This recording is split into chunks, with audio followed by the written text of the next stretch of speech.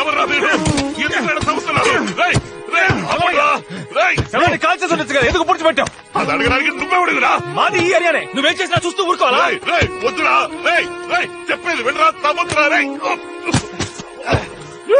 నువ్వు మనిషి పట్రా మనిషివా నువ్వు? అది నా కూతురు సమాధిరా. మీ ఇంట్లో ఎవరైనా తెస్తే అప్పుడు నీకు తెలుస్తుందిరా నా బాధ ఏమిటో. వద్దురా తమకండి నీకు దండ పెడతా. కావాలంటే నా ప్రాణాలు తీసుకుంటారా, నన్ను చంపండి రా. ఆ సమాధి ఏం చేయకండి రా.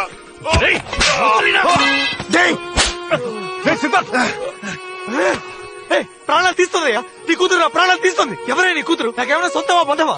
ఎందుకు నా ఇంట్లో ఉండాలి? కోపం వస్తే కారుతో గుద్దేసి వెళ్ళిపోయాడు. వాడింటికి వెళ్ళి వాడి చెప్పొచ్చు కదా. మా అమ్మాయి చేసింది, మా అమ్మని కొట్టి మా అమ్మకి ఏదైనా జరిగితే నీ కూతురు ప్రాణాలతో చంపేసావండి. రావయ్య నీ కూతురిని బయట తీసి కాల్చాయి, పెట్రోల్ పోసి తగిలట్టాయి, అప్పుడే నా ఇల్లు వదిలిపోతుంది. ఏమంటున్నావురా? నా కూతురు నీ ఇంట్లో ఉందా? రావయ్య నీ కూతురిని చూపిస్తాను, దాన్ని నువ్వే తీసుకెళ్ళిపో. రా.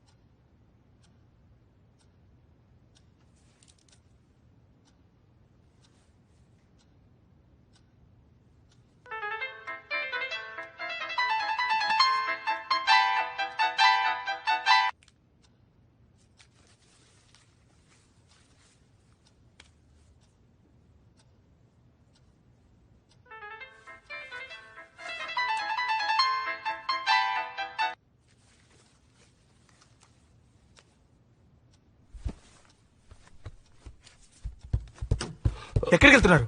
నేను వెళ్ళాలి. మీ అమ్మాయిని తీసుకోండి. రేయ్ తప్పుకోరా. చెప్పేది నీకే.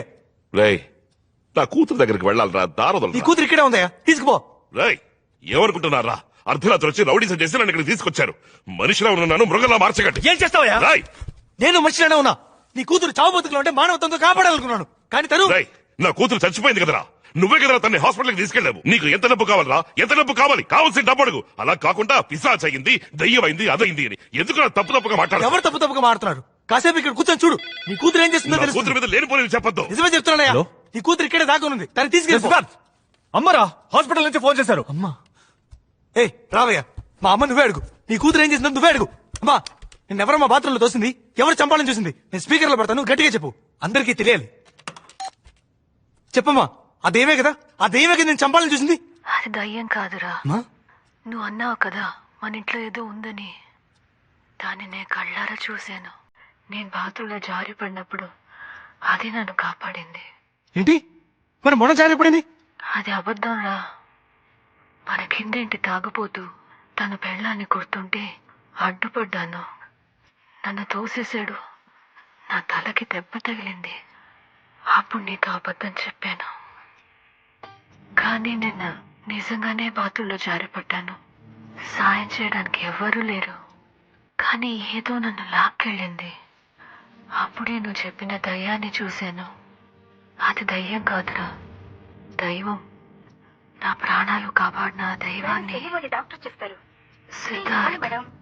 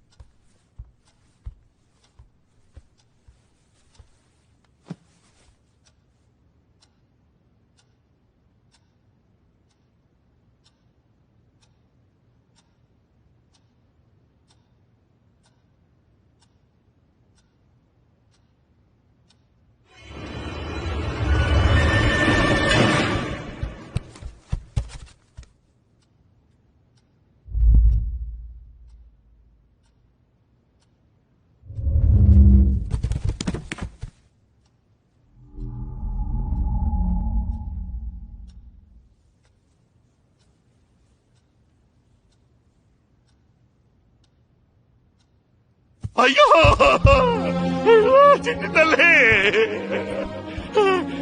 అమ్మా నా బంగారం, అమ్మా అమ్మా నాన్న వచ్చానమ్మా, నాన్న దగ్గరికి రామా భవాని. అమ్మా అమ్మా మన ఇంటికి పోదాం రా అమ్మా, ఇంట్లో ఎవరు లేరమ్మా.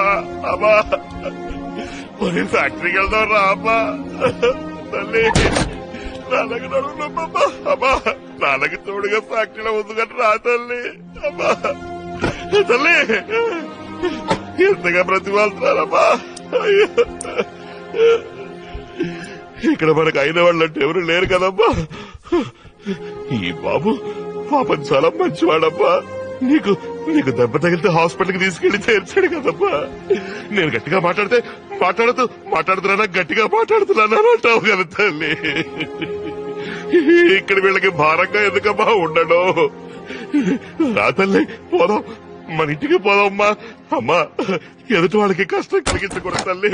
అమ్మా అమ్మా భవాని నా తల్లి వచ్చాయమ్మా, నాన్నతో వచ్చాయమ్మా.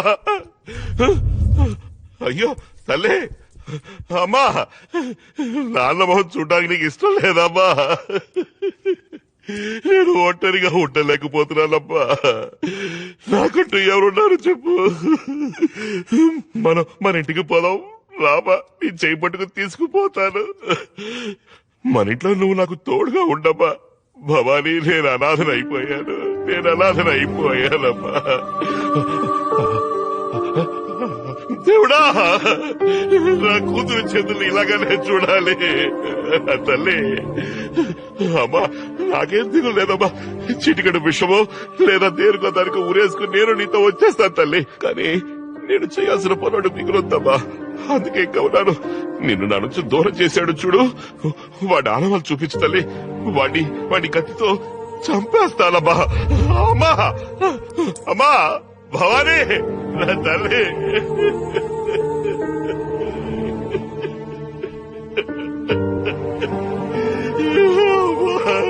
వచ్చే తల్లి. అమ్మా భవానీ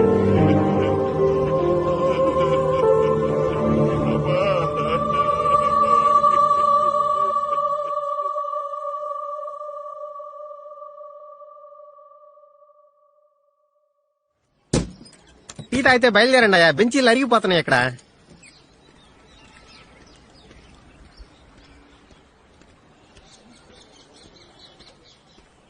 సార్ థ్యాంక్స్ బాబు.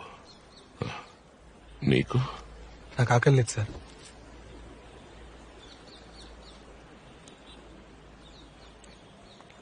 బాబు నువ్వేం చేస్తూ ఉంటావు? నేను ఒక వయలినిస్ట్ సార్. ఈ లైట్ మ్యూజిక్ లో వాయిస్తారే?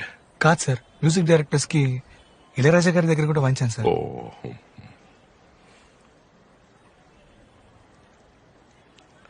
సార్ నన్ను క్షమించాను సార్, నేను చాలా వైలెంట్ గా బిహేవ్ చేశాను. పర్వాలేదు బాబు. లేదు సార్, మీ అమ్మాయిని నేను తప్పుగా అర్థం చేసుకున్నాను. ఏం జరిగిందో తెలుసుకోకుండా అపార్థం చేసుకుని క్షమించండి సార్.